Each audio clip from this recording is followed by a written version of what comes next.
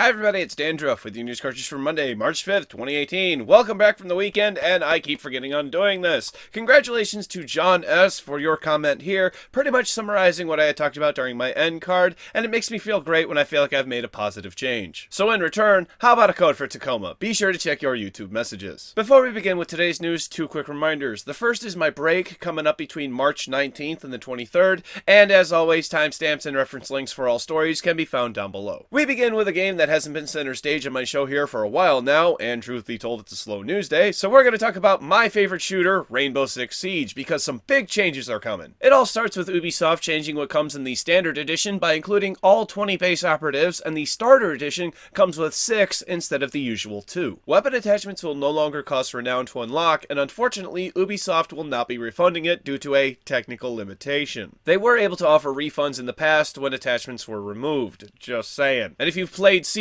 then you may be aware, like most other shooter games, including CSGO and Call of Duty, the community can be rather toxic. Well, Ubisoft has decided to start doing something about it. They are going to use the same system they're using now, presumably Battlefront, to remove players from the game permanently for toxic behavior, including homophobic slurs and hate speech. No exact release date has been given as to when this roll out, but from the way Ubisoft is talking, it sounds like it'll be by the end of the month. Let me know what you think of these changes in the comments down below. On to release announcements today, with a sequel to a game I've spent a little bit of time in. One Finger Death Punch 2 is coming. Developer Silver Dollar Games saying it will be here by spring 2019. Then here we have Tesla vs. Lovecraft, a twin-stick shooter coming to Xbox One on March 16th. I've got some mod news for you today, and remember that Reddit comment that EA had made a couple of months ago about providing players with a sense of pride and accomplishment?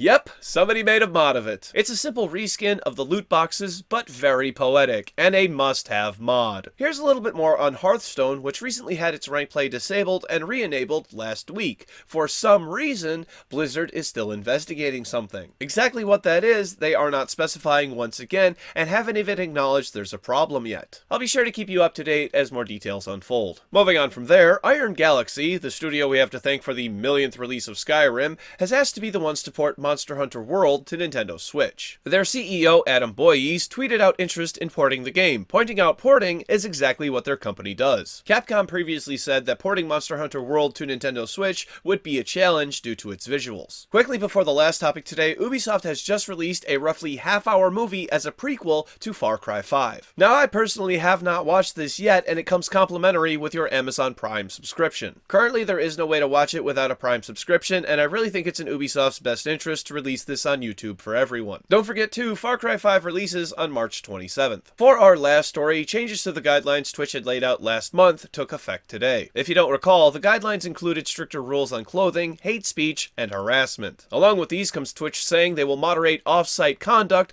but only when reported and fully viable. So no, they don't have a team of robot monkeys scouring your Twitter. Or living monkeys. Twitch says the rules may be applied retroactively if reported, but if the streamer has shown a good faith effort in removing content that violates these new guidelines, Twitch also says that that content may just be removed without penalty, except for severe violations. Do you want to talk about new things? It doesn't get any more new than tomorrow's game releases. For PC, A Mist 13, The Curse, Red Hot Ricochet, Oris, Threads of Fate, Super Seducer, Epic Roller Coasters, Amazon Rush, Way of the Passive Fist, Fear Effect Sedna, Final Fantasy XV, Windows Edition, Rack, Exoverse, and Drake of the 99 Dragons. For PlayStation 4, Frantics, Bravo Team, TT Isle of Man, Ride on the Edge, Way of the Passive Fist, DJ Max, Respect, Final Fantasy XV, Royal Edition, Assassin's Creed Origins, The Curse of the Pharaohs, Scribblenauts Showdown, Fear Effect Sedna, Rangi, Midnight Deluxe, and North. For Xbox One, TT Isle of Man, Ride on the Edge, Assassin's Creed Origin, The Curse of the Pharaohs, Final Fantasy XV Royal Edition, Scribblenauts Showdown, Fear Effect Sedna, and North. For Nintendo Switch, Scribblenauts Showdown, North, and Fear Effect Sedna. For PlayStation Vita, Midnight Deluxe, and North. Thank you very much, everybody. This has been News Cartridge. I am Dandruff. I will see you tomorrow. And if someone steals a Tesla, does it become an Edison? It's a car joke for nerds. Click up here to watch the bonus episode for today's show. Click down here to watch Friday's episode, which was about Ubisoft acquiring Blue Mammoth, the developer of Brawlhalla. And click over here to subscribe to my wonderful, wonderful channel. Thank you. See you tomorrow. Bye-bye.